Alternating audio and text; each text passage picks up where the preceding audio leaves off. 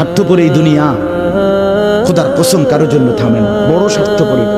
হ্যাঁ, যেদিন বাপের জানাজা পড়ে, যেদিন বাপের লাশ কবরে দাফন করে, সেদিনও বংশধর সন্তান ছেলে মেয়ে ঘন্টাখানিক 2-4 ঘন্টা কাইন্দা কাটটা হইলো, রাতের বেলা ঠিকই ভাত খায়। হ্যাঁ, পাশের ঘর থেকে খানা আনে, বাবারা ঠিকই খায়। স্বার্থপর দুনিয়া থামে না রে ভাই, থামে না দুনিয়া। ওই জন্য আমাদের কারোর জন্য থামবে না।